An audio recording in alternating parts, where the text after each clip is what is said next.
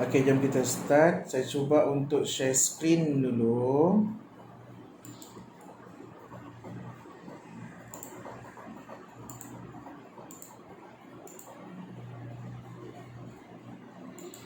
Okey, it's okay.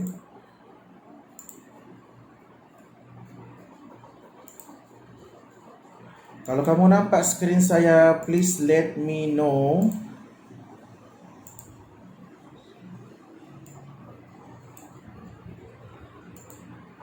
Salah. Nampak? Nampak. Okey. Nampak. Apa tajuk kita hari ini? Jihad dalam Islam. Okey, jihad dalam Islam disediakan oleh Ustazah Baizura Khalid, bukan Ustaz Harundin. Saya pinjam dia punya sekejap ni. Pinjam dia punya slide saja. Okey, hari ini kita akan ambil tajuk dua tajuk. Tajuk yang pertama pelajaran 12 dan tajuk yang kedua adalah pelajaran 22. Okey, sudah sedia? Boleh kita sambung? Boleh.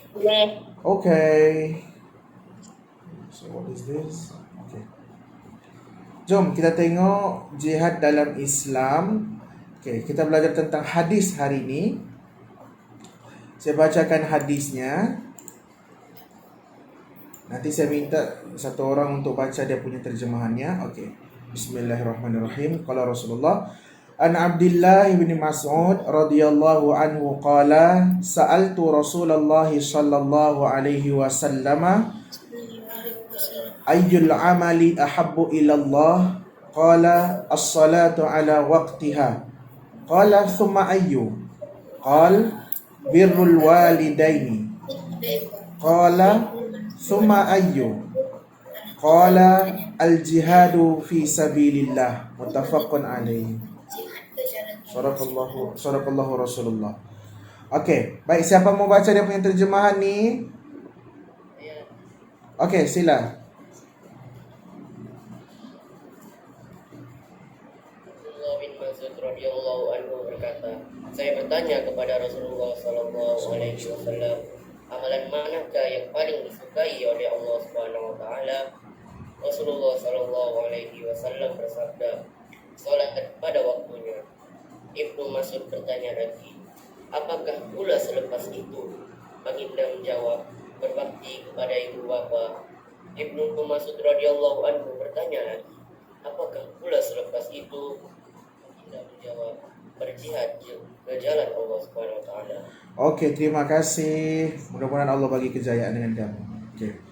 Baik, daripada hadis ini kita tengok Ibnu Mas'ud, ini biasanya disebut Ibnu Mas'ud. Nama betulnya, nama sebenarnya adalah Abdullah bin Mas'ud radhiyallahu anhu. Dia tanya dengan Rasulullah sallallahu alaihi wasallam, bila dia tanya, "Ya Rasulullah, apakah amalan yang paling disukai oleh Allah Taala? Yang paling Allah suka?" Maksudnya bila Allah sukanya Allah redha. Bila Allah redha, Allah bagi pahala. Bila Allah bagi pahala, ada ganjaran syurganya. Pahalanya bukan kaleng-kaleng juga, bukan sedikit, tapi pahalanya banyak Allah bagi. Apa amalannya? Yang pertama kata Rasulullah adalah as-salatu ala waqtiha, salat pada waktunya. Salat pada waktunya bermaksud salat awal waktu. Bila dengar azan, Allahu Akbar, terus stop semua kerja, pergi ambil wuduk, ready untuk salat. Habis azan terus mula salat. Salat pada waktunya. Kecuali kalau waktu itu adalah waktu masih kelas. Masih kelas tak boleh lah. Sebab apa? Salat pada waktunya ini adalah hukumnya sunat. Tapi belajar itu adalah wajib. Menuntut ilmu adalah wajib. Jadi dahulukan dulu yang wajib, barulah buat perkara yang sunat. Okey. Yang kedua, Ibnu Mas'ud tanya lagi, summa ayyu? Lepas tu apa lagi ya Rasulullah? Rasulullah jawab, birrul walidaini. Berbakti kepada ibu bapa, kepada orang tua. Ada satu hadis Nabi tingkatan 2, saya tidak silap saya akan jumpa hadis ni, tapi saya bagi tahu dengan kamu supaya kamu boleh jadikan sebagai amalan. Ini pun satu hadis daripada Rasulullah. Kata Rasulullah, ridallahu fi ridha walidaini wa sakhatallahu fi sakhatil walidaini. Redha Allah bergantung kepada redha orang tua kita. Kalau orang tua kita ini redha dengan kita, bagus dengan kita, bermaksud Allah juga akan redha dengan kita. Wa sakhatallahu fi sakhatil walidaini, dan Allah murka kita kalau orang tua, ibu bapa kita ni murka dengan kita. Macam mana ibu bapa murka dengan kita? Ibu bapa sudah tidak peduli dengan kita. Sebab kita ni terlampau betul jahat, terlampau betul nakal. Semua benda lah mau dikasih hancur. Menjawab, tidak pandai jaga adabnya, kurang ajar dengan orang tua. Jadi begitu, kalau sudah orang tua, ibu bapa kamu terasa begitu, kamu ni anak yang nakal, anak yang jahat, yang kurang ajar, maka Allah pun akan turunkan dia punya kemurkaannya. Kemurkaan Allah ini bergantung kepada kemurkaan orang tua kita. Yang ketiga, al-jihadu fi sabilillah. Berjihad di jalan Allah, berjuang di jalan Allah. Jihad ni banyak ya. Jihad. Yang sekarang kamu buat ni pun adalah jihad. Jihad fi sabilillah. Menuntut ilmu adalah jihad. Dan kalau kamu meninggal semasa kamu menuntut ilmu, semasa kamu belajar sekarang ni, kamu dikira sebagai mati syahid. Dulu, di SMAC dulu tahun 2000, kalau tidak silap saya tahun 2000, pelajar tahun 2002 kalau tidak silap saya. Kalau ada yang ibu bapa di SMAC tu boleh, dia tahu tu cerita tu. Dia pelajar tahun 2002 kalau 2002 ataupun 2009, tapi 2012 dia meninggal. Dia meninggal waktu dia masih belajar. Tapi bukan belajar di SMAC dia sudah keluar daripada SMAC. Dia sudah habis belajar daripada SMAC, dia sambung belajar, dia meninggal. Dia meninggal dunia waktu dia belajar. Jadi itu dikira sebagai jihad fi sabilillah sebab meninggal dalam keadaan menuntut ilmu. Baik, kita sambung, kita tengok amalan yang paling disukai oleh Allah yang pertama berdasarkan hadis tadi adalah menunaikan salat pada waktunya. Yang kedua adalah berbakti kepada kedua ibu bapa. Yang ketiga berjihad dengan mengorbankan harta dan nyawa demi ketinggian agama Islam. Baik. Kalau tengok dulu di SMAC ni bukan semuanya orang keke, bukan semuanya orang tuaran, bukan semuanya orang penampang. Ada orang mau masuk ya, sekejap saya approve dulu. Okey. Bukan semuanya orang tinggal area kawasan-kawasan yang dekat dengan Bukit Padang, bukan. Ada yang datang daripada Ranau, daripada Keningau, daripada Sandakan, Lahadatu, Tawau pun ada. Ada pelajar begitu. Tinggalkan keluarga, datang pergi SMAC belajar. Saya pun begitu dulu di SMAC. Saya dulu di SMAC, saya orang Tawau. Saya tinggal di Tawau. Lepas tu bila dapat rezeki masuk ke SMAC, saya sambung belajar di SMAC. Dan sekarang dan saya tinggalkan keluarga saya. Saya balik pergi Tawau, jumpa dengan ibu bapa saya, dengan keluarga saya cuma waktu hari raya dengan cuti ujung tahun saja. Cuti pertengahan tahun saya tidak balik. Cuti bulan 3 1 minggu pun saya tidak balik. Cuti bulan 9 1 minggu pun saya tidak balik. Hari raya baru dengan hujung tahun baru saya balik. Saya korbankan semua, saya korbankan. Rindu tu memang rindu lah. Sedangkan yang tinggal dekat, tinggal di KK sejak pun boleh rindu dengan ibu bapa, dengan keluarga, apatah lagi orang yang tinggal jauh. Jadi itu semuanya jihad. Semoga Allah terimalah amalan-amalan dan juga pengorbanan yang sudah kita buat ni. Baik, apa maksud jihad? Jihad ini dari segi bahasa berkorban, mengorbankan diri di jalan Allah Subhanahu wa taala. Itu dari segi bahasanya. Dari segi istilahnya pula, menggunakan seluruh kemampuan yang dimiliki untuk menegakkan agama Islam dan mempertahankannya. Guna segala kemampuan. Kita mampu untuk bercakap, kita bercakap. Kita mampu untuk melawan dari segi tenaga, kita bagi tenaga kita. Kalau kita mampu melalui internet, melalui social media, kita bagi kemampuan kita. Pertahankan Islam, tegakkan agama Islam. Itulah bermaksud jihad. Dari segi istilahnya, menggunakan seluruh kemampuan yang kita ada, yang dimiliki untuk menegakkan agama Islam dan mempertahankannya. Baik, apa hukum jihad ni?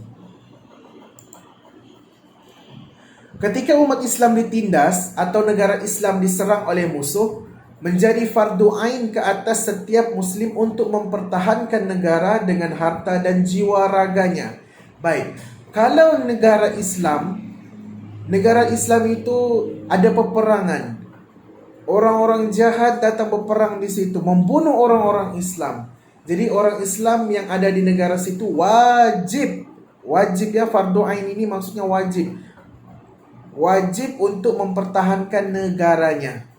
Oke, saya mau tanya, Anda sedia ya untuk jawab ya? Saya mau tanya, apa contoh negara yang berperang lepas tu umat Islam dia mempertahankan negaranya? Sorry, saya nak dengar jelas suaranya. Afghanistan. Ya, sekarang Taliban kan? Afghanistan. Yang kedua, ada lagi yang famous dulu waktu cerita-cerita ni beberapa bulan yang lalu. Kasih kuat suara, saya nak jelas. Iran, betul juga. Ada lagi satu yang biasanya dari dulu sampai sekarang tidak pernah lagi aman-amannya negara dorang tu. Palestina. Palestin dari tahun 46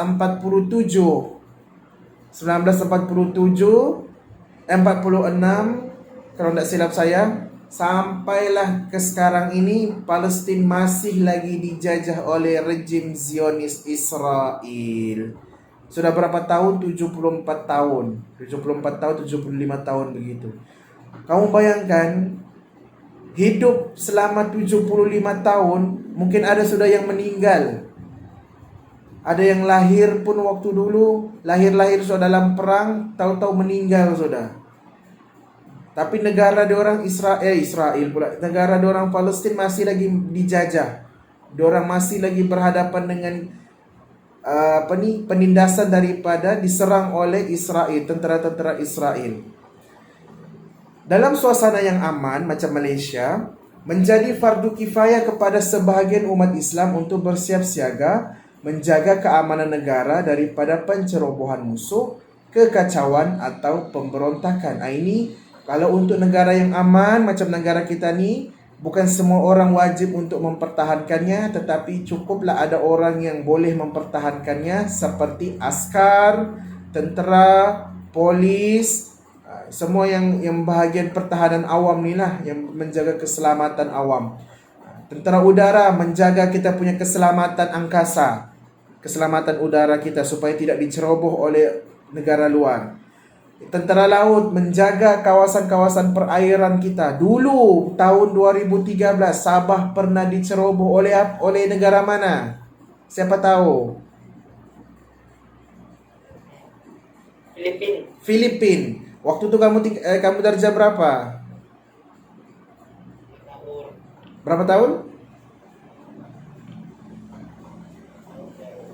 4 tahun. Saya waktu itu 2013 sudah tingkatan 3.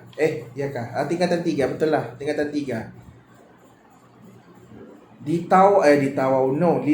Datu di Sempurna kena ceroboh oleh tentera Sulu, tentera Abu Sayyaf, datang pergi Sempurna, datang pergi Datu. Siapa yang mempertahankan di sana adalah askar-askar tentera, menjaga kawasan perairan supaya tidak ada pencerobohan lagi masuk. Polis menjaga keamanan yang ada di darat, kes-kes jenayah, kes-kes yang melibatkan orang awam.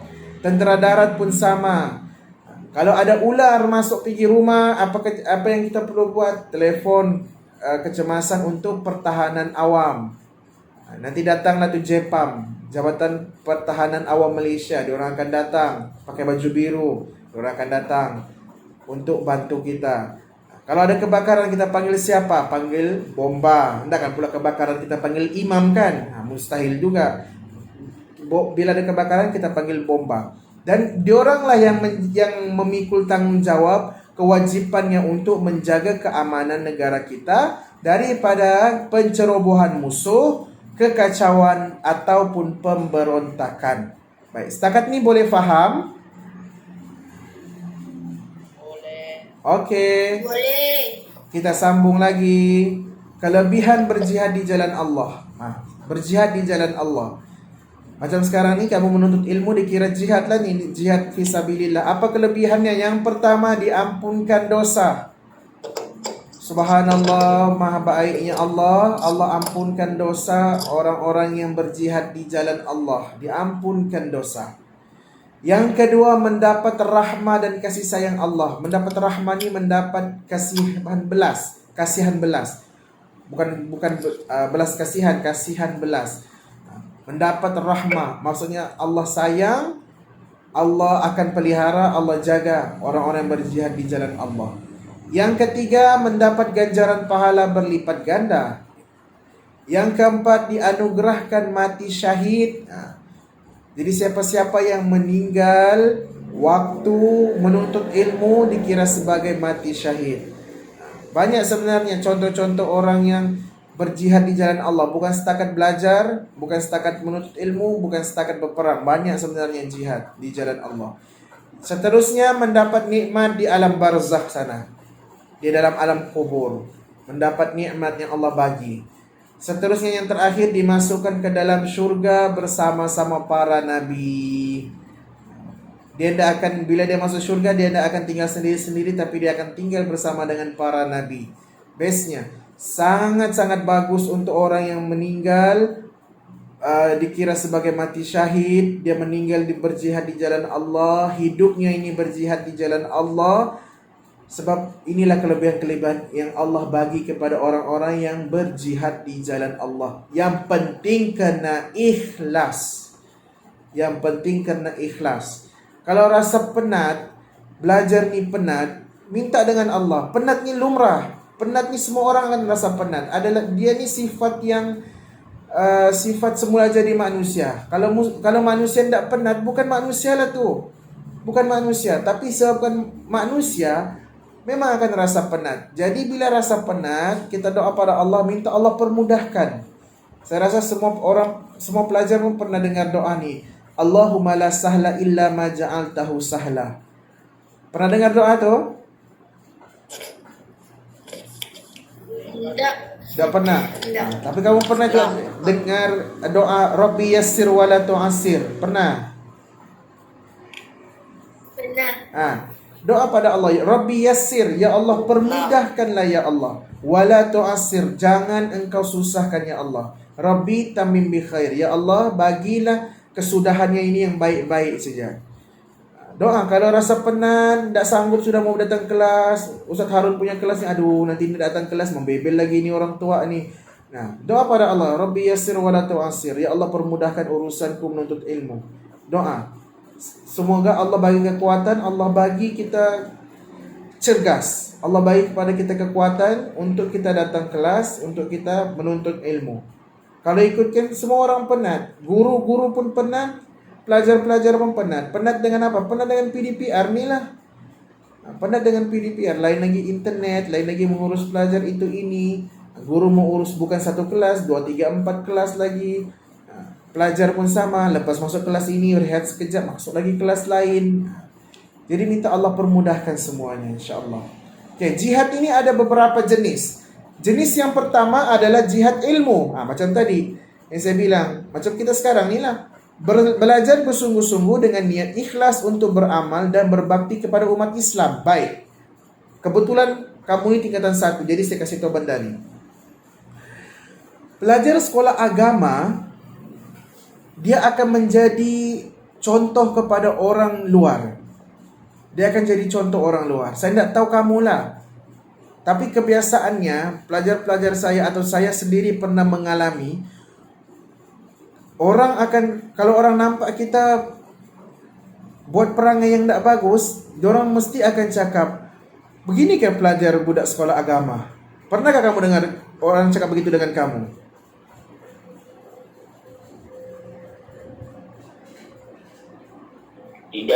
Tidak. Okey, belum lagi lah. Okey. Tidak. Okey, tak apa. Sebab itu, tanggungjawab kamu, bila kamu orang tahu kamu ni belajar di sekolah agama, tolong tunjukkan perangai yang baik. Bila kamu belajar di sekolah agama, nanti kamu akan dijadikan rujukan oleh orang luar. Orang luar nanti akan rujuk dengan kamu. Diorang akan tanya dengan kamu, macam mana ya kalau kita buat begini, bolehkah? Apa hukumnya ya kita buat begini, begitu. Orang akan tanya hal-hal agama dengan kita. Mau tidak mau memang akan terjadi. Tapi kalau kita sendiri tunjukkan perangai yang tidak bagus, di sekolah kita belajar lain, tapi dari segi amalannya pula lain. Di luar berjalan pakai seluar pendek, yang perempuannya pakai pula tudung yang menampakkan susuk badan, bentuk badan, pakai baju pun ketat. Yalah, mau jadi swag pun jadilah swag, tapi tidak boleh sampai berhabis begitu. Tetap jaga aurat. Mau jadi hipster pun jadilah hipster. Nampak kemas kan, kalau orang jadi hipster ni kan kemas setiap pakaiannya. Tapi agak-agak lah, kenalah tutup aurat juga. Tak boleh lah jadi hipster lah, tapi pergi luar pakai seluar pendek. Jaga dia punya ilmu yang kamu belajar di sekolah agama tu kamu jaga. Sebab nanti lepas kamu belajar, kamu tetap akan menjadi orang yang rujukan kepada umat Islam di luar sana. Kalau solat, mesti budak sekolah agama yang disuruh jadi imam. Bikin malu kalau pelajar sekolah agama tak pandai jadi imam. Bikin malu betul-betul. Bagus berhentilah kamu jadi manusia. Bikin malu. Betul saya cakap. Dulu waktu saya masih belajar di SMAC, saya ingat kawan saya satu orang lah. Tidak perlulah saya sebut nama. Kalau saya sebut nama, kamu search sekejap nanti, kamu boleh jumpa dia. Dia waktu tingkatan 1, kalau tidak silap saya, waktu saya tingkatan 1, dia pun tingkatan 1. Saya dulu satu Muslim, dia dulu satu Bukhari. Dia ni tak pandai azan. Mungkin pandai lah, tapi lagunya tu dia tak pandai. Dia tak berapa pandai berirama-irama dia punya lagu tu, lagu-lagu azan tu. Lagu-lagu biasa saja dia pandai. Jadi bila senior pelajar tingkatan 5 disuruh, okey, kau pergi azan zuhur. Dia punyalah dia ketakutan waktu tu, waktu kena suruh azan. Dia tak berani mau azan. Apa yang dia buat? Dia telefon dia punya parents, dia punya ibu bapa, suruh datang sekolah, dia mau pulang rumah. Dia pulang rumah, tak jadi azan zuhur. Sampai masa waktu sudah kami mencari, mana sudah dia ni? Rupanya besoknya tu dia datang balik, dia beritahu dia balik rumah sebab ketakutan kena suruh azan. Bikin malu ya pelajar sekolah agama kalau tidak berani jadi imam. Belajar untuk jadi imam. Apalagi kamu sekarang ni kamu hafiz, kamu hafal Quran. Jadi bila sudah hafal Quran, saya rasa tak ada masalah. Kalau dari segi bacaan Quran kamu tak ada masalah. Yang perempuan pun sama. Tapi perempuan tak boleh lah jadi imam untuk lelaki-lelaki kan. Mentang-mentang lah dia punya abang tak hafal Quran, bacaan yang tak bagus, mau solat jemaah pula disuruh pula abang yang pergi belakang. Kalau pergi belakang, biar aku yang di depan. Tak boleh lah begitu. Perempuan adalah tempat-tempatnya untuk tadi jihad ilmu. Jihad yang kedua adalah jihad ekonomi. Apa maksudnya? Contohnya, berusaha untuk menguasai sistem ekonomi dan bukan hanya menjadi pengguna. Berjihad untuk ekonomi, maksudnya jadi bisnes. Jual itu, jual ini, yang penting halal.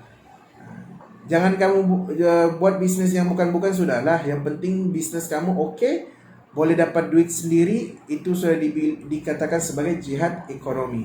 Jauhi riba, jauhi unsur-unsur yang haram, jangan ambil rasuah. Itu semua, itu jihad dari segi ekonomi. Baik, yang terakhir pengajaran hadis. Apa yang kita dapat melalui hadis tadi, yang Ibnu Mas'ud tadi? Baik, yang pertama, kita hendaklah melakukan amalan yang disukai oleh Allah Subhanahu wa taala untuk menjadi umat yang cemerlang di dunia dan di hari akhirat. Yang kedua, kita hendaklah menunaikan solat pada waktunya supaya dapat menjadi individu yang berdisiplin dan mentaati masa. Betul, ini betul. Kalau kita solat awal waktu, kita solat pada awal waktu ataupun kita jaga solat kita, bila kita tinggal solat, kita akan rasa bersalah.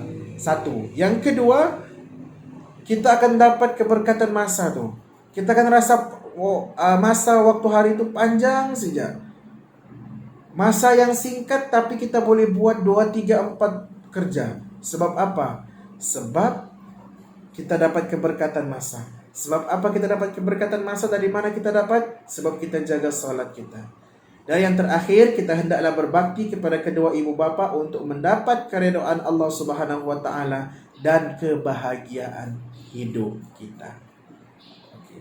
Itu saja untuk tajuk pelajaran 12. Sebelum kita masuk tajuk yang lain,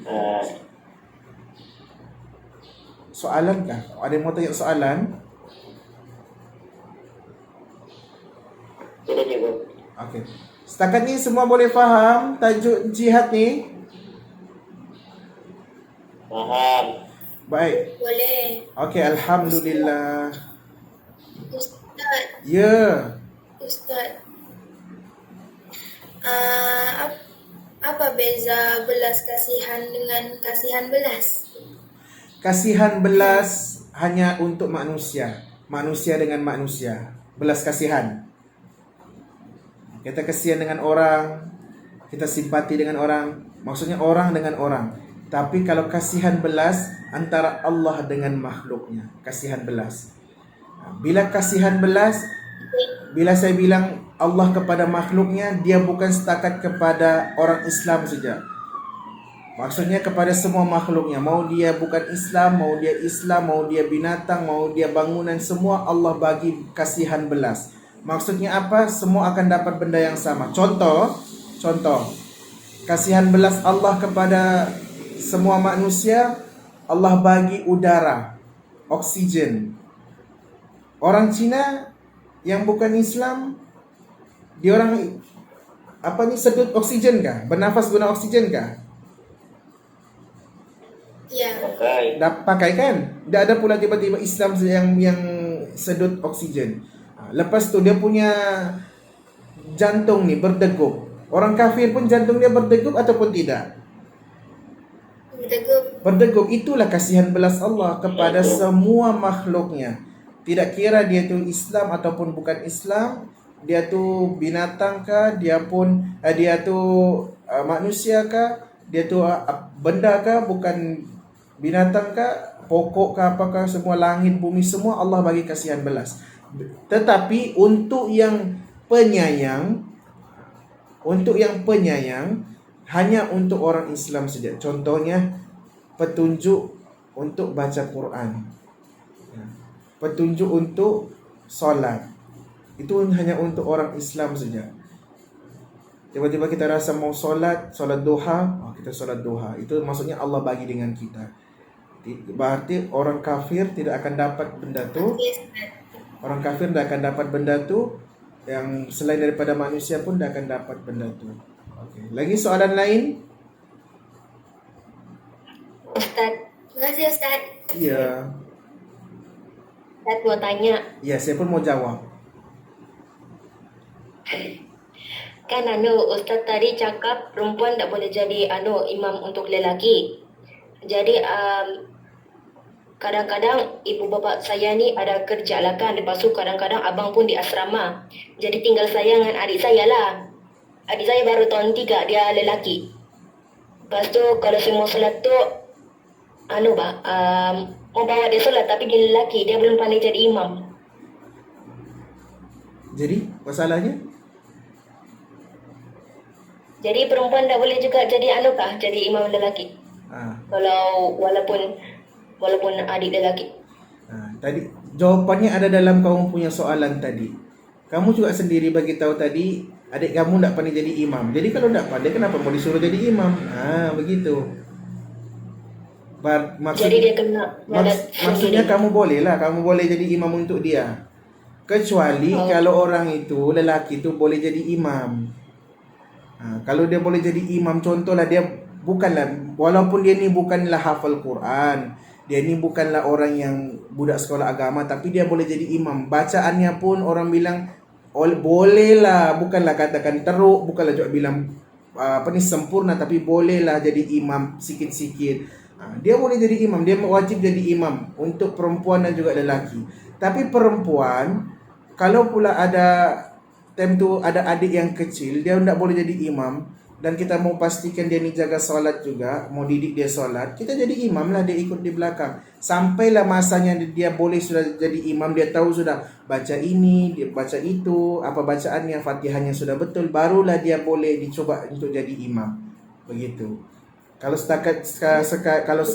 sekarang ni dia masih lagi belum boleh jadi imam, bolehlah kita jadi imam untuk dia. Begitu. Okey? Thank you po. Okey, soalan lain? Kalau tiada, kita main dulu game ni sekejap. Oh ya. Ni. InsyaAllah sekejap je ni. Kamu nampak kan ni? Nampak? Apa? Okey. Nanti dia akan keluar soalan, nanti kamu jawab ya. Berikut merupakan amalan yang paling disukai oleh Allah kecuali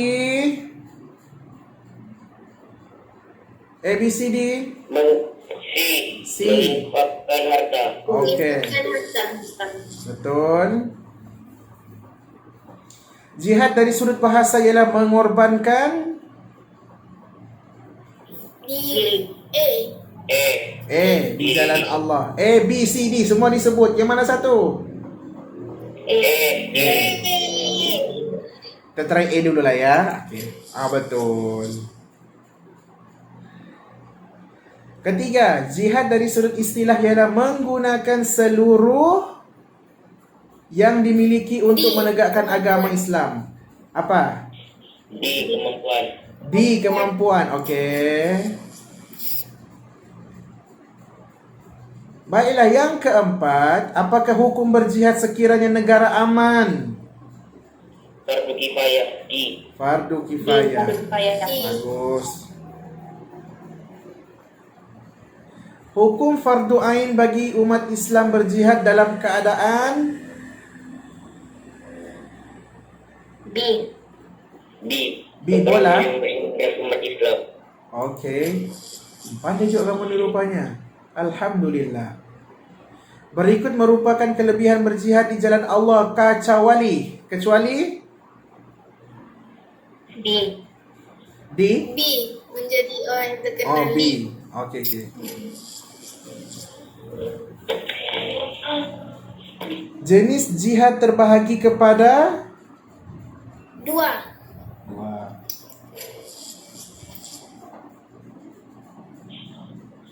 Antara berikut yang manakah bukan jenis jihad?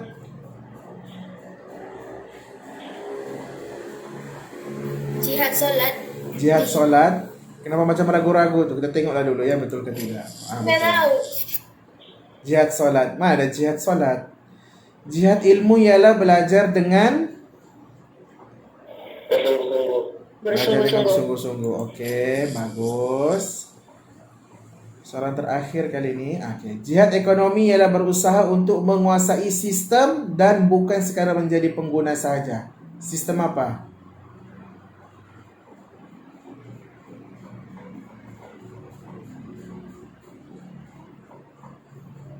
Koma pula semua. Ekonomi. So, menguasai Ekonomi. sistem ekonomi lah.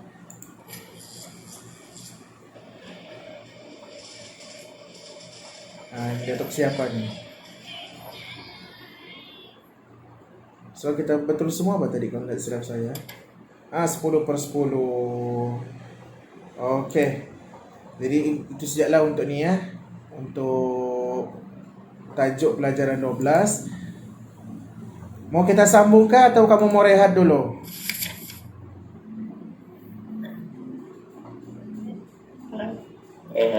Rehat. Okey, kita rehat 10 minit. Baru kita sambung lagi. Pergilah, mau makan dulu kah, mau minum dulu kah, pergi tandas dulu kah, pergilah dulu. Okey, kita sambung untuk tajuk yang kedua. Tajuk yang biasa juga kamu tengok dan kamu pun biasa juga buat, kamu mengalaminya. Okey. Kamu nampak slide saya?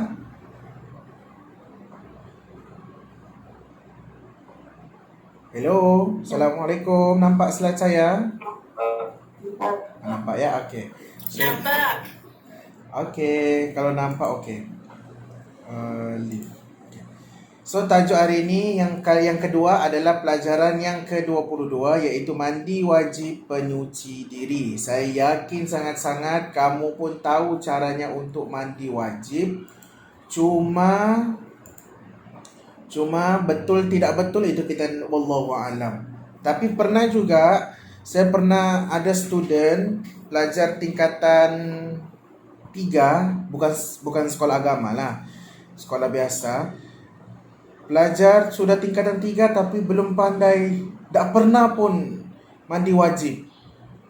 Tak pernah mandi wajib, sekali pun tidak pernah sepanjang hidupnya. Jadi saya pun tanya dengan dia.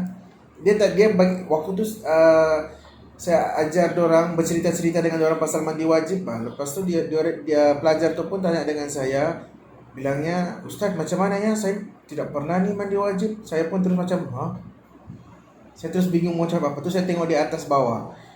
Kau ni sudah misai, sudah tumbuh, janggut pun sudah keluar, sudah sikit-sikit, tapi tak pandai lagi kau mandi wajib. Tak pandai, tak pernah kena ajar. Okey. Jadi saya ajar dia, saya kasih tahu saja lah, bukanlah saya ajar buat yang bukan-bukan.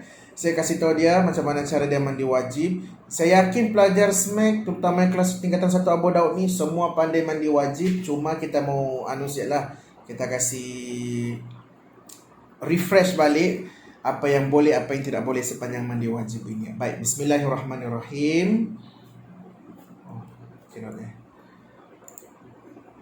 Okey. Apa maksud mandi? Mandi adalah dari segi bahasa mengalirkan air ke atas sesuatu. Mengalirkan air ke atas sesuatu. Itu dari segi bahasanya. Dari segi istilahnya pula, mengikut hukum syarak, maksud mandi adalah mengalirkan air ke atas badan dengan niat tertentu. Ini maksud mandi ya, bukan mandi wajib. Maksud mandi, mengalirkan air ke atas badan dengan niat sesuatu. Boleh jadi mandi wajib, boleh jadi mandi sunat. Ya, itu adalah mandi. Itu adalah istilah untuk mandi. Okey, untuk maksud mandi wajib pula, apakah maksud mandi wajib? Maksudnya adalah mandi yang wajib dilakukan apabila terdapat sebab yang mewajibkan mandi. Mandi yang wajib dilakukan apabila terdapat sebab yang mewajibkan mandi. Begitu. Mandi wajib ini bila terjadi benda tu barulah kita buat. Bila tidak terjadi maka tidak perlu buatlah. Baik. Perkara yang mewajibkan mandi untuk lelaki dan perempuan. Lelaki dan perempuan kalau ada alami benda begini wajib mandi. Yang pertama adalah keluar mani. Keluar mani lelaki dengan perempuan. Baik. Yang kedua adalah jima, bersetubuh. Okey. Ini saya mau kasih jelas betul-betul di sini. Bersetubuh, kalau orang bertanya dengan kamu, bagaimana kalau pasangan suami isteri yang bersetubuh tetapi tidak keluar air mani, perlukah mandi wajib ataupun tidak? Saya tanya dengan kamu, perlu ataupun tidak?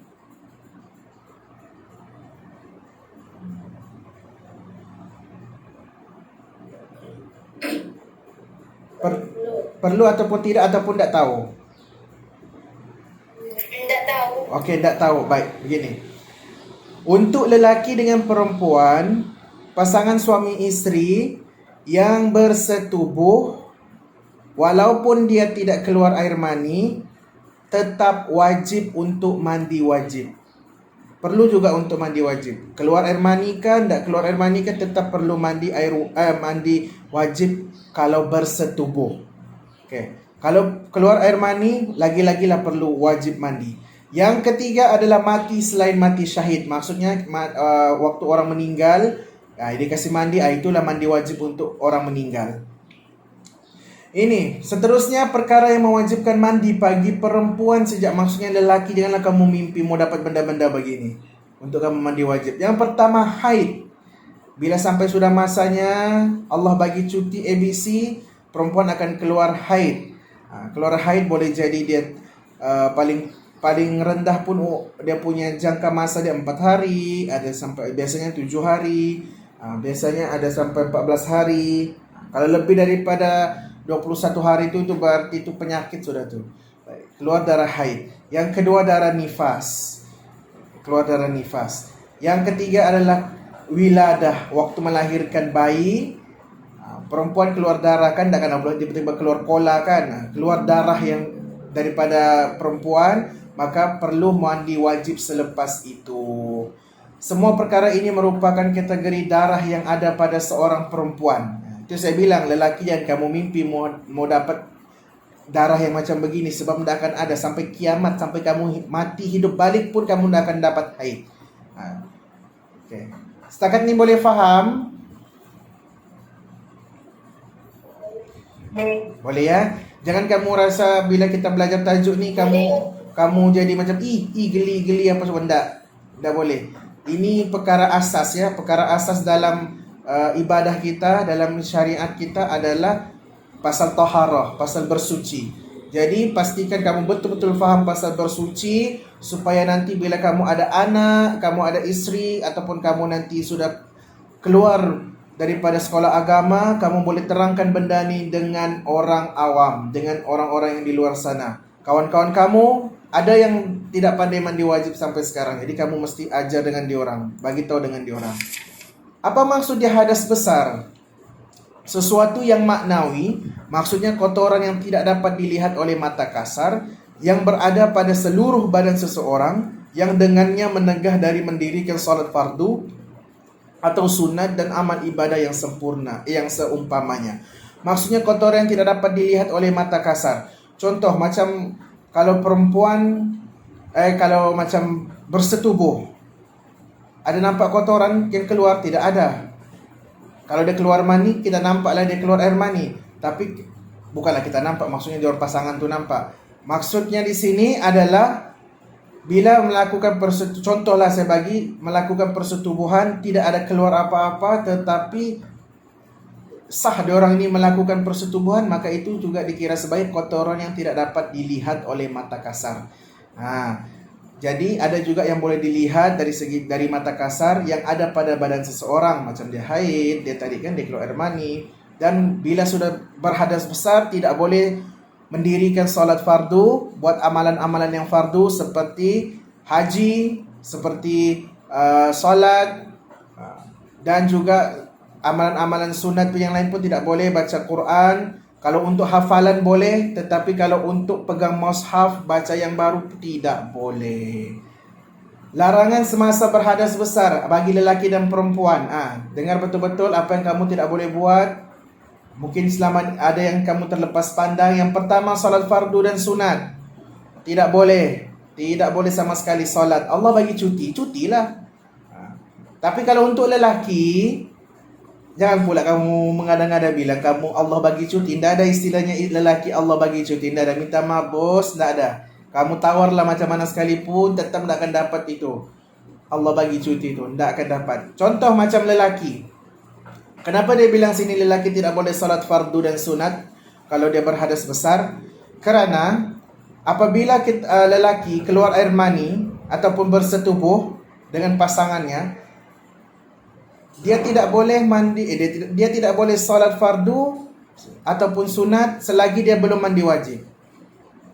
Kerana apa? Kerana ada hadis, kalau kita salat buat amalan, solat dalam keadaan kita kotor, solat itu batal, tidak sah.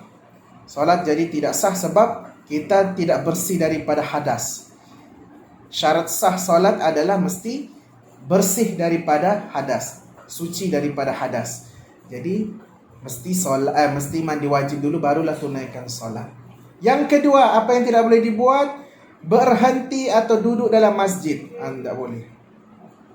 Kalau lalu sejak depan masjid tu tiada masalah. Tapi kalau sampai duduk, orang bilang duduk dengan ceramah dalam masjid itu, duduklah di kawasan yang di luar masjid daripada duduk dalam masjid, iktikaf dalam masjid, jangan. Ya, tidak boleh masuk masjid. Yang ketiga adalah tawaf. Ini kalau pergi umrah atau pergi haji, ke tawaf. Tapi kalau sekarang ni, zaman sekarang ni ada satu cara. Kalau orang yang pergi haji ataupun pergi umrah, perempuan yang pergi haji, pergi umrah ni, dia untuk mengelakkan dia tiba-tiba sudah sampai sana, dia haid, kan kita tidak tahu kan. Nanti sayanglah sudah bayar mahal-mahal tiba-tiba sampai ke tanah suci haid. Sayanglah benda tu. Jadi sekarang ni ada klinik dan ada juga hospital yang yang menyediakan untuk jemaah haji ataupun jemaah umrah, dia kena suntik untuk tahan dia punya haid dulu. Contohnya dia tahan untuk 1 bulan kah ataupun 2 bulan. Saya pun dah ingat berapa dia punya jangka masa, tapi sudah ada. Dan benda tu boleh dibuat untuk pergi haji dengan umrah sahaja. Kalau saja-saja mau buat mentang-mentang dia tak mau mandi wajib, jadi suruh suntik, tak boleh. Itu tidak boleh ya. Untuk pergi haji, pergi umrah, jemaahnya perempuan memang akan dibagi pilihan mau suntik ataupun tidak. Kalau mau suntik, maka diorang sepanjang pergi haji, pergi umrah, diorang tidak akan datang bulan. Maksudnya diorang akan tertahan dulu. Haid diorang akan tertahan dulu. Nanti bila sudah habis ubat tu dalam badan, barulah diorang akan datang haid. Itu pun selepas 1 bulan 2 bulan. Ya, boleh. Dari segi hukum boleh, tidak ada masalah. Yang keempat, membaca, menyentuh dan membawa mushaf Al-Quran. Tapi tadi saya bilang membaca boleh. Membaca untuk sekadar murajaah. Murajaah ni apa maksud dia? Mengulang kaji. Untuk kamu ulang balik hafalan kamu. Kamu menghafaz Quran, tapi untuk mengulang balik bacaan kamu tanpa kamu pegang Quran, tanpa kamu lihat membawa Al-Quran, membeli Al-Quran, tanpa perlu buat itu. Cukup sekadar bermain di fikiran kamu. Macam Al-Fatihah lah. Sekarang pun saya rasa ada juga pelajar putri yang datang bulan kan. Tapi boleh baca Al-Fatihah. Sebab apa? Benda tu sudah dihafal di otak, dalam fikiran kamu. Kamu sudah hafal benda tu. Jadi benda yang sudah dihafal boleh dibaca. Tapi tidak boleh membaca secara langsung terus tengok kepada Quran. Sentuh Al-Quran pun tidak boleh. Bawa Al-Quran pun tidak boleh. Ya, Quran, mushaf Al-Quran. Ya. Yang kelima, tidak boleh puasa fardu ataupun sunat. Okay.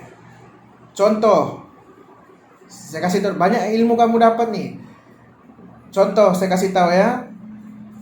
Kalau tem-tem tengah puasa, jam 12 tengah hari tu, habis solat zuhur, habis makan tidur, tiba-tiba bangun, keluar air mani untuk lelaki. Keluar air mani, mimpi basah ya. Jadi apa perlu buat? Batal ataupun tidak puasanya? Maksudnya batal, sebab dia keluar air maninya. Okey. Kalau sama ada dia sengaja ataupun tidak, tetap batal. Tapi let's say pagi dia punya sebelum subuh, waktu dia tidur malam tu keluar air mani. Lepas itu bila dia sahur, dia belum mandi wajib lagi. Sampailah dia berpuasa, belum mandi wajib lagi. Sah ataupun tidak puasanya? Jawapannya sah. Sebab apa? Dia buat benda tu terjadi sebelum dia berpuasa, sebelum waktu puasa. Maksudnya puasa kan daripada subuh, selepas subuh, waktu subuh sampailah maghrib. Maksudnya kan benda ni kan sudah terjadi sebelum subuh lagi, di luar waktu subuh. Bila dia terjadi sebelum waktu subuh, maka dia boleh teruskan berpuasa walaupun dia tidak mandi wajib. Okey. Cuma kalau sudah dia di awal-awalnya tu dia sudah suci, waktu subuh pun dia sudah bersih, dia sudah suci, tiba-tiba waktu tengah hari ke petang dia dia keluar air mani ataupun dia bersetubuh dengan isteri dia, maka dia perlu dia punya puasa jadi batal. Okey. Yang keenam, ada yang terakhir adalah jima, bersetubuh. Ini saya katakan, ini adalah larangan untuk lelaki dengan perempuan kalau berhadas besar. Boleh faham setakat ini? Boleh ya? Okey, kita cuba cepat-cepatlah sikit. Okey. Anggota badan yang perlu diberi perhatian. Baik. Biasanya yang kawasan-kawasan yang perlu dibagi perhatian ini dua tempat saja. Yang pertama, kawasan yang berbulu. Kawasan yang berbulu, yang ada rambut. Kamu pikir sendiri di mana kawasan yang ada rambut, yang kawasan yang ada bulu, sana mesti bagi perhatian. Yang kedua, tempat yang perlu dibagi perhatian adalah pelipat, celah-celah pelipat. Maksudnya mana-mana anggota badan yang berlipat mesti dibagi perhatian. Contoh, ketiak. Contoh lagi, kalau kita kasihan tangan kita begitu kan, yang di bahagian siku kita tuh, depan siku, pelipat bahagian situ. Di belakang lutut, pelipat. Di celah minta maaf saya sebut kalau saya katakan celah kelangkang. Ini celah kelangkang nih. Celah kelangkang yang berlipat, tempat-tempat yang berlipat. Lubang pusat pun perlu dikasih bersih, yang perlu dibagi perhatian. Yang penting bila kita mandi wajib nih mesti semuanya digosok. Gosok semuanya. Kawasan kaki, celah-celah kaki, jari-jari kaki mesti digosok semuanya. Mandi bersih. Apalagi kalau di kawasan rambut, di kawasan ketiak, untuk lelaki ada bulu ketiak, di kawasan kemaluan yang ada bulu kemaluan, kawasan rambut jenis yang tempat yang ada rambut, yang ada bulu, di sana mesti dikasih dikasih kuat lagi dia punya. Pastikan air itu kena dengan kulit, kena di kulit, pastikan ya. Okay. Rukun mandi wajib yang pertama niat. Niat mesti ketika air sampai ke mana-mana anggota badan. Bila kita siram badan kita, anggota pertama yang kena adalah di kawasan bahu. Terus kita niat. Sahaja aku mandi wajib mengangkat hadas besar kerana Allah Ta'ala. Ataupun bahasa Arabnya nawaitu raf'al hadathi akbari lillahi ta'ala. Kita niat. Tak semestinya mesti kena di kepala. Itu sunatnya saja. Kalau wajibnya, bila air kena di badan sejak mana-mana anggota badan, kaki, ke tangan, ke bahu, ke belakang, ke depan, kena air, terus kita boleh niat. Okay. Yang kedua adalah meratakan air ke seluruh anggota badan, kulit dan juga rambut. Okey. Jadi, macam mana kalau orang yang tangannya ni kan, yang berbulu? Kan kalau kamu tengok tangan kamu ni berbulu kan, ada yang bulu halus, ada yang bulu memang nampak lah. Orang bilang macam orang India ni kan, bulunya tebal, jenis bulu-bulunya ni tebal, bulu-bulu romanya ni tebal. Jadi macam mana kalau untuk keadaan itu, bila kamu siram air daripada atas, contoh macam tangan kan, kalau kamu siram daripada siku turun ke bawah, apa yang akan jadi? Bulunya akan turun ke bawah begitu. Jadi kulit yang berada di bawah kulit yang berada di bawah bulu itu tidak terkena air. Jadi macam mana kamu gosok dia? Kasih air, siram daripada atas turun ke bawah, lepas tu kamu gosok pakai tangan kamu. Bila kamu gosok pakai tangan kamu, jadi bulu tu pun dia akan terselak-selak juga begitu. Jadi barulah kita yakin kena kulit semua. Okey. Itu yang kedua. Yang ketiga mestilah tertib. Mestilah ada niat, mestilah juga air semua seluruh badan rata. Okay. 3 tadi dia, rukunnya ada 3. Kalau tidak ada tertib pun tidak ada masalah, tapi memang kena tertib lah. Tertibnya bermaksud mesti ada niat dulu baru ratakan air, baru basahkan badan ratakan air. Tidak boleh ratakan dulu baru niat, mesti ikut tertibnya. Okay. Perkara sunat ketika mandi wajib, kalau kita buat dapat pahala, yang pertama basuh pergelangan tangan. Basuh pergelangan tangan. Yang kedua bersihkan kubul dan dubur dengan tangan kiri sambil duduk mencangkung. Kalau istilah kita di sini, maaf saya cakap cebok. Cebok. Guna tangan kiri sambil duduk mencangkung. Yang ketiga bersihkan tangan dengan air. Ini perkara sunat. Yang keempat sempurnakan basuhan pada lipatan badan. Kasih rata air semua. Pastikan semua tempat kena air. Di kawasan belakang pun pastikan kena air. Yang kelima, basuh kepala 3 kali serta selat rambut. Maksudnya dikasih urai-urai rambut tu begitu supaya air kena pada kulit. Sebab itu sunat untuk basuh kepala 3 kali. Sebab di kawasan kepala ini adalah rambut kan, ada rambut dan rambutnya lebih lebih lebat dibandingkan dengan kawasan lain di bahagian kepala. Jadi perlu pastikan bila kita mandi wajib, kita selak-selak rambut kita, pastikan air kena di kulit kepala kita. Yang keenam, gosok badan berturut-turut antara basuhan anggota. Tak boleh nanti kalau kamu mandi wajib, sekarang ni gosok bahagian kepala dulu, basuh bahagian kepala dulu, nanti 5 jam kemudian baru basuh bahagian kaki. Jangan begitu. Kalau mau mandi wajib, mandi terus kasih habis. daripada atas sampai bawah digosok semua berturut-turut. Jangan nanti mau tangguh dulu ini, buat dulu ini, lepas tu nanti ini. Jangan kasih ada punya gapnya tu terlalu lama. Kalau sudah masuk dalam bilik mandi, terus mandi macam biasa. Lepas tu pastikan air semua rata, gosok semua tempat. Dan yang terakhir, sempurnakan basuhan pada lipatan badan. Itu maksudnya tempat-tempat yang berlipat. Tempat-tempat berlipat pastikan dibagi perhatian, gosok di situ. Sebab kadang-kadang boleh lupa.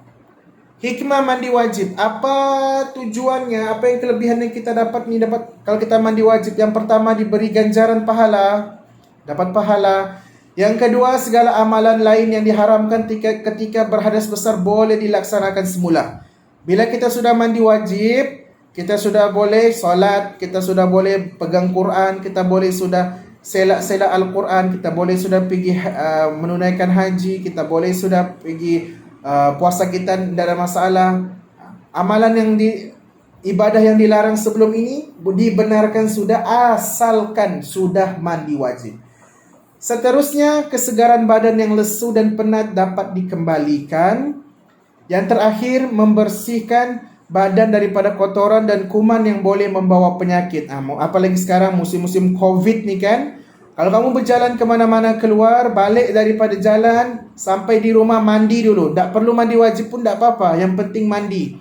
Mana tahu kuman virus ni melekat di badan kamu, jadi boleh dibersihkan semua. Dibuang semua kuman-kuman kotoran ni semua.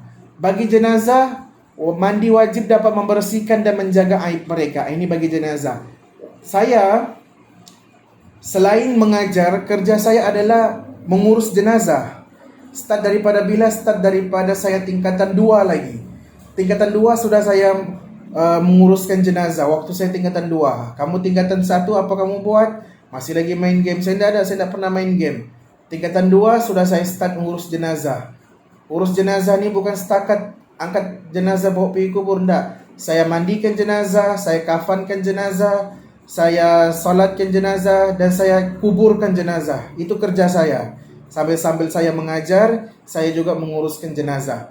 Jadi kalau di kawasan Tawau kalau ada orang meninggal, kebiasaannya orang akan panggil saya untuk menguruskan jenazah. Begitu. Jadi ada juga guru-guru SMAC, ibu bapanya yang meninggal dunia, dia orang panggil saya. Pernah waktu saya masih belajar dulu. Start daripada tahun 2012 sampailah tahun sekarang, tahun 2021. Berarti maksudnya sudah 9 tahun saya menguruskan jenazah. Baik. Ini jenazah wajib ya, dikasih mandi wajib. Maksudnya dikasih rata semua air di badannya supaya dia bersih, dia wangi, dan juga kita jaga aib jenazah. Oke, setakat ini boleh faham tentang mandi wajib? Boleh. Oke, kita run. Ya, kita pergi cepat sedikit. Saya tahu ada yang sudah lesu, ada yang sudah yang penat. Saya pun penat juga sudah, tak apa. Oke, kita tengok mandi sunat pula. Tadi mandi wajib, ini mandi sunat. Mandi sunat ini kita buat macam mandi biasalah, cuman kita dapat pahala sunat. Yang pertama pada hari Jumaat, kita mandi sunat Jumaat. Sebelum pergi solat Jumaat, mandi Jumaat dulu. Mandi Jumaat, betul lah, mandi hari Jumaat. Perempuan pun boleh mandi Jumaat. Yang kedua, waktu hari raya, pagi sebelum pergi masjid untuk solat hari raya, kita mandi dulu. Niat mandi Aidil Fitri dan Aidil Adha. Yang ketiga, sebelum solat minta hujan. Sebelum solat minta hujan, solat istisqa namanya. Kita pernah buat waktu kemarau tahun 2000, saya rasa tahun 2018 kalau tidak silap saya. Selepas itu sebelum solat gerhana bulan ataupun gerhana matahari, kita sunat untuk mandi dulu baru kita solat. Selepas itu selepas mandi jenazah. Ini biasa saya buat. Lepas saya uruskan jenazah, balik daripada kubur, memang saya akan mandi. Bukan mandi jenazah, bukan saya jadi jenazah, maksudnya saya mandi selepas menguruskan jenazah. Seterusnya berkaitan dengan ibadah haji. Ibadah haji ini kita mesti jaga kita punya kebersihan betul-betul. Sebelum ihram mandi sunat, sebelum berwukuf mandi, sebelum melontar jamrah mandi, Sebelum masuk Mekah dan Madinah mesti mandi. Mandi sunat. Boleh kan tak mandi? Boleh, tapi baulah ketiakmu. Begitu. Sebab apa? Sebab waktu mengerjakan haji, saya tidak tahulah kamu pernah pergi haji ataupun tidak. Pergi umrah lah sekurang-kurangnya. Bila kita melakukan ibadah haji ataupun umrah, sangat-sangat penat. Sangat-sangat penat. Sebab kita buat ibadah itu, ibadah ini. Kita buat umrah itu, pergi bertawaf, pergi melontar jamrah, kita pergi itu, kita buat tawaf, kita buat sa'i, kita berwukuf, banyak. Berjalan kita pergi jalan daripada Mekah ke Madinah ataupun daripada Madinah ke Mekah. Banyak. Jadi bila penat, cara untuk hilangkan penat salah satunya adalah mandi. Bila mandi kita segarkan badan kita balik. Sebab itu sunat untuk jemaah haji ataupun umrah mandi sebelum buat apa-apa ibadah yang melibatkan ibadah haji dan juga umrah. Dan selepas itu, selepas masuk Islam, perlu mandi sunat. Dan yang terakhir, sembuh daripada gila ataupun pitam, mandi sunat. Hukumnya sunat sahaja. Okey. Dan yang terakhir, ini bukan slide saya ya. Ini tak perlu kamu tahulah sebab saya pun tak faham benda ni apa sebenarnya. Okey. Cukup di situ. Setakat ni saya rasa fahamlah bahkan untuk tajuk ni. Ada soalan untuk mandi wajib? Ustaz, kalau apa ni? Dah tahu? Kalau lelaki kan keluar air mandi. Lepas tu kalau sudah keluar tu dia mandi wajib, lepas tu dia boleh macam biasalah, macam solat apa semua tu. Boleh? Dia bukan macam perempuan lah. Dia bukan macam perempuan yang cuti je gitu. Oh, enggak. Perempuan sebab perempuan bila dia keluar darah, minta maaf saya cakap ya, bila datang bulan, darahnya tu dia keluar bukan satu hari itu saja. Dia akan keluar walaupun sedikit, satu titis je pun yang keluar, tapi dia akan keluar, hari ini dia keluar, besok dia keluar, lusa dia keluar. Kalau mungkin dia keluar satu hari ini dia keluar, besok tak sudah keluar, tapi tetap perlu tunggu kan, cuti sampai 7 hari kalau tidak silap saya kan. Jadi kalau lelaki itu satu hari je gitu. Lelaki kalau sudah keluar teruslah kau mandi. Tak akan keluar lagi kali kedua kecuali kau sengaja untuk keluarkannya. Okey. Okey. Terima kasih. Soalan lain untuk mandi wajib. Saya harap sangat-sangat kamu faham pasal mandi wajib ni supaya kamu tidak salah buat. Kamu tahu juga bila masa kamu datang bulan, bila masa kamu keluar air mani, bila sudah jadi keadaan begitu, ingat jangan tangguh-tangguhkan lagi, terus pergi mandi wajib ya. Supaya mau jaga amalan kamu, jaga kamu punya ibadah supaya tidak ketinggalan. Macam saya cakap tadi, kalau kamu sudah tidak mandi wajib, macam mana solat kamu kan? Solat pun dah diterima sebab jangan bilangkan diterima, sah pun tidak sebab tidak bersih daripada hadas. Ada soalan lain sebelum kita main game? Tiada? Tiada. Okey, kalau tiada mari kita main game ni. Untuk yang terakhir lah hari ini. Bismillah. 5 soalan saja. Okay. What's the questions? Let's see. Membasuh seluruh anggota. Nampak kah? Nampak. Okay. Membasuh seluruh anggota sebanyak 3 kali merupakan sunat-sunat mandi, solat ataupun zikir? Surat mandi. Mandi. Okay. Empat. Yang kedua, rukun mandi wajib ada?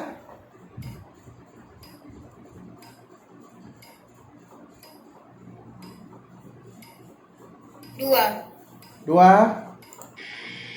Salah. 3. Apakah hukum solat bagi seseorang yang berhadas besar? Tidak sah. Tidak sah. Okey, ini kamu tahulah.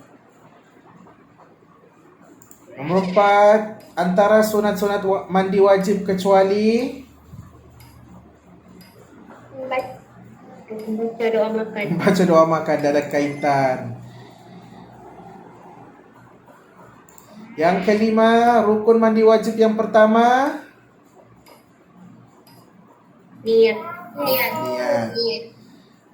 Okey, kita tengok tadi yang soalan yang tadi tu ya, yang salah tadi tu. Rukun mandi wajib ada berapa? 2 kah 3?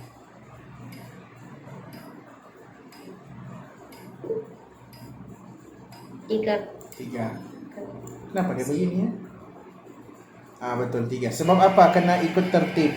Pertama niat, kedua meratakan air ke seluruh badan, yang ketiga tertib. Okey, 5/5. Okey. Itu sahaja untuk hari ini.